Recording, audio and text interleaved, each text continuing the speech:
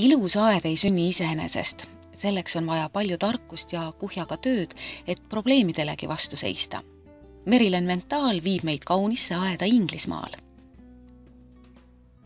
How did you solve the drainage issue at the sunken garden?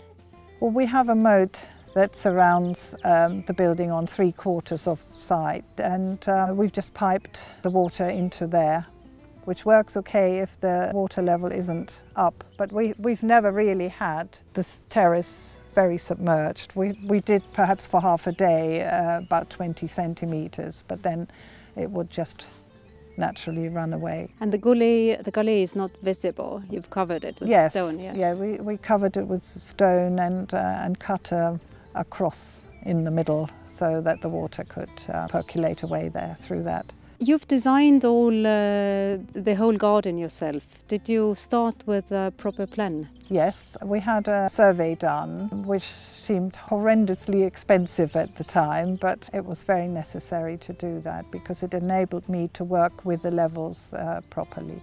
What materials have you used here?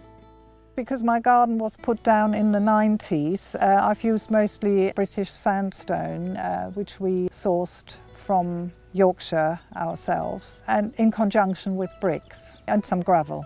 And some timber. Oh yes, and the deck, yeah. That was really helped me bridge the difference in levels very well. And the hardwood timber, how long has it been here on the ground there, on the You mean the path? The path. 15 years. It's still looking okay, yes, because it was hardwood, not pressure-treated softwood. So, and it wasn't new; it was reclaimed.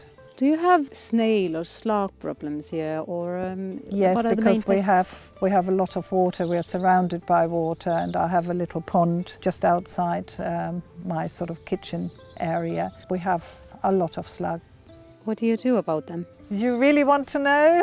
I pick them off by hand and I either step on them or cut them with my secateurs or collect them in a container and pour boiling water over them. And you can keep them away? Some years it's worse than others, so if I can't, I just have to let it go and hope that next year will be better. There's a really nice betula here. There are many plants growing underneath. How did you manage that?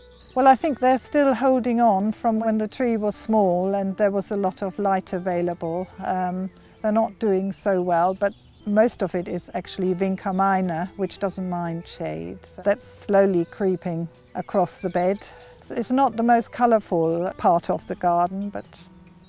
What other plants would you use underneath the betula? Well, I've got some Lamium, White Nancy, some Helianthemums, which seem to be okay. I've got some irises, Germanica, which were doing really well when there was more light available, but they're still there and there are still a few flowers. So all the plants which are fine with drier soil, yes? Yes, yes.